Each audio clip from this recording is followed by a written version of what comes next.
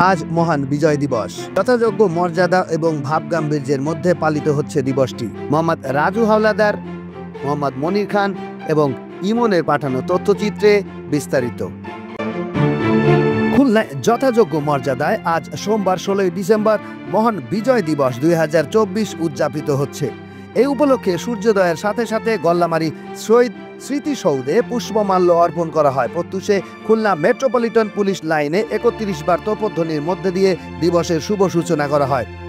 সূর্যোদয়ের সাথে সাথে সরকারি, আধা সরকারি, স্বায়ত্তশাসিত এবং বেসরকারি ভবন ও শিক্ষা প্রতিষ্ঠানসমূহে জাতীয় পতাকা উত্তোলন এবং শহরের প্রধান প্রধান সড়ক ও সড়ক দ্বীপসমূহ জাতীয় পতাকা দ্বারা সজ্জিত করা হয়।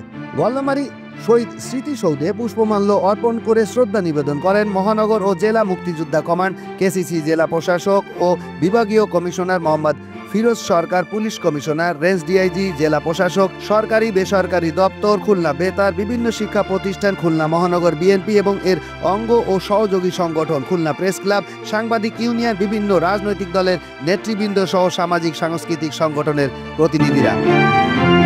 আজ বিজয় দিবসে নানা কর্মসূচি গ্রহণ করা হয়েছে। তার মধ্যে উল্লেখযোগ্য হলো সকাল 8:30টায় খুলনা জেলা স্টেডিয়ামে বিভাগীয় কমিশনার আনুষ্ঠানিকভাবে জাতীয় পতাকা উত্তোলন করবেন। সকাল 9টায় বিজয় দিবস উপলক্ষে চিত্রাঙ্কন প্রতিযোগিতার বিজয়ীদের মাঝে পুরস্কার বিতরণ ও সাংস্কৃতিক অনুষ্ঠান অনুষ্ঠিত হবে। একই স্থানে দিনব্যাপী আড়ম্বর বিজয় মেলা, চারুকার ও স্থানীয়ভাবে উৎপাদিত শিল্প পণ্যের আয়োজন করা হয়েছে।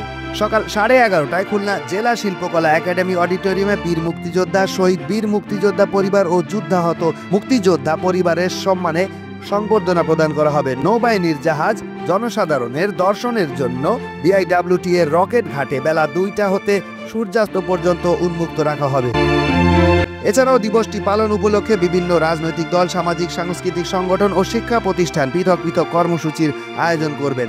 বিজয় দিবস উপলক্ষে হাসপাতাল, জেলখানা, বৃদ্ধাশ্রম, এতিমখানা, ডে কেয়ার, শিশু বিকাশ কেন্দ্র ও শিশু পরিবারসমূহে বিশেষ খাবার পরিবেশন করা হবে।